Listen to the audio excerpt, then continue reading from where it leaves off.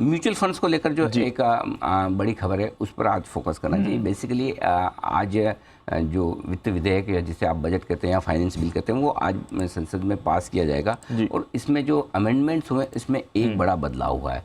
जितना भी पैसा आप डेट म्यूचुअल फंड में लगाते हैं, डेट म्यूचुअल फंड में आपको एक टैक्स बेनिफिट मिलता है और वो टैक्स बेनिफिट ये मिलता है कि अगर आप लॉन्ग टर्म के लिए उसे होल्ड करते हैं तो लॉन्ग टर्म में आप इंडेक्सेशन का बेनिफिट लेते हैं तो 20% का टैक्स देना होता है और इंडेक्सेशन का बेनिफिट नहीं लेते हैं तो 10% का टैक्स आपको देना होता है, ये लॉन्ग टर्म के लिहाज से, ठीक है।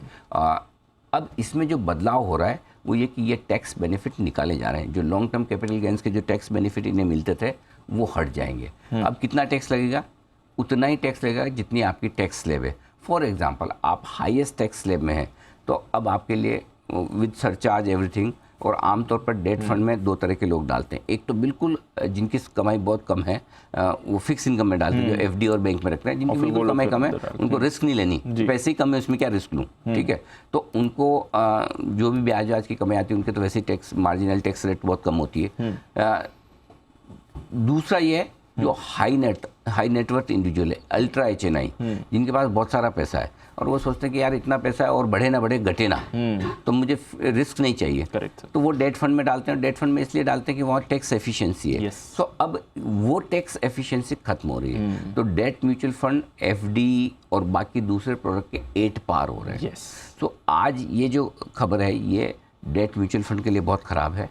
इसके अलावा ये खबर आमतौर पर सारे म्यूचुअल फंड्स के लिए खराब है। तो सारे म्यूचुअल फंड स्टॉक्स आज दबाव में दिखेंगे क्योंकि हर एक म्यूचुअल फंड में इक्विटी पोर्शन कम होगा, डेट पोर्शन ज़्यादा होगा। तो ये बड़ा बदलाव जो होने जा रहा है। सो आई थिंक इस पर हम और विस्तार से बातचीत आगे और भी करेंगे, लेकिन ये चीज़ पक्का है कि डेट फंड के जो इन्वेस्टर्स हैं उनके लिए मामला मुश्किल भरा होगा। करीब 8 लाख करोड़ की डेट इन्वेस्टमेंट्स थी फरवरी 2000 पिछले महीने के एंड तक वहाँ पर है। तो उसमें फिर आगे क्या होगा? ये तो हालांकि अब नए फाइनेंशियल ईयर से ये लागू होगा। फाइनेंशियल ईयर से एग्जिस्टिंग इन्वेस्टमेंट्स तो ठीक रहेंगे। एग्जिस्टिंग इन्वेस्टमेंट फिर जब आप रिडीम करेंगे तो ये वाला लागू हो जाएगा। ऐसा नहीं कि मैं पहले से पैसा लगा के बैठा हूँ। ये जब इनकम अक्रूवल हो रही है आपकी, जब समझिए आप 1 अप्रैल को आप अपना डेट म्यूचुअल फंड से पैसा निकालते हैं जो आपने भले ही पहले लगा रखा है, लेकिन रूल जहाँ तक मेरी समझ है वो नया वाला रूल लागू। तो थोड़ा रिडेम्पशन प्रेशर आने वाले दिनों में फिर दिख सकता है? आ सकता है अगले 5-7 दिनों में अगर आ जाए तो बड़ी बात नहीं है। एक बार हम समझने की बैलेंसिंग वैसी हो सकती है। हाँ, वो हो सकता है क्योंकि 1 अप्रैल से रूल लागू होते ही अगर उसके बाद आप रिडीम कर रहे हैं, भले आपने 3 साल 5 साल से पैसा रखा है, अब ये ज़रूर हो सकता है कि जिनको पैसे की ज़रूरत नहीं है, सिर्फ टैक्स बचाने के लिए एक बार रिडीम करके वापस नेक्स्ट डे डाल दे, ये स्कीम बदल ले, वो संभावना है। लेकिन ये चीज़ हो सकती है। तो ये बहुत सिंपल सी चीज़ है। डेट म्यूचुअल फंड के लिए अब इन्वेस्टमेंट करना मुश्किल होगा। अब जो ऑलरेडी इन्वेस्टर्स हैं उनको क्या करना चाहिए?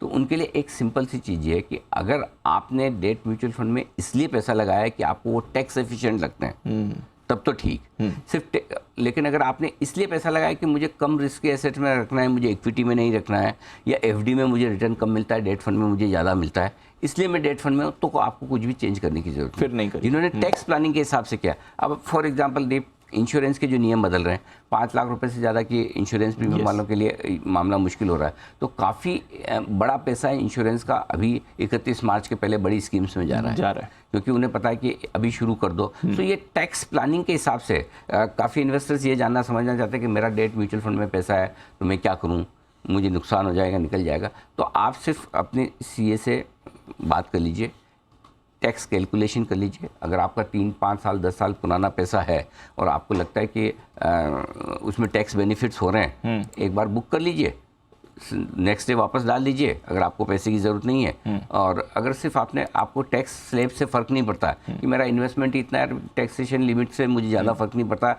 मैं हाईएस्ट टैक्स स्लैब में नहीं हूँ, तो फिर आप पढ़ा लीजिए। म्यूचुअल फंड की परफॉर्मेंस पे कोई फर्क नहीं पड़ता, ना परफॉर्मेंस पे फर्क पड़ता है, ना आपके पैसे की सेफ्टी पे फर्क पड़ता है।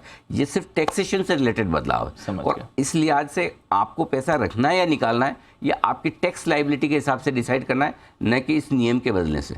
अगर आपकी टैक्स लायबिलिटी इसकी वजह से बाद में बढ़ जाती है तो एक बार आप रिडीम कर लीजिए। Got it. टैक्स लायबिलिटी नहीं बढ़ती है, सेम रहती है, तो कोई सोचने की जरूरत नहीं, आया गया आपके लिए क्या करेंगे। Got it.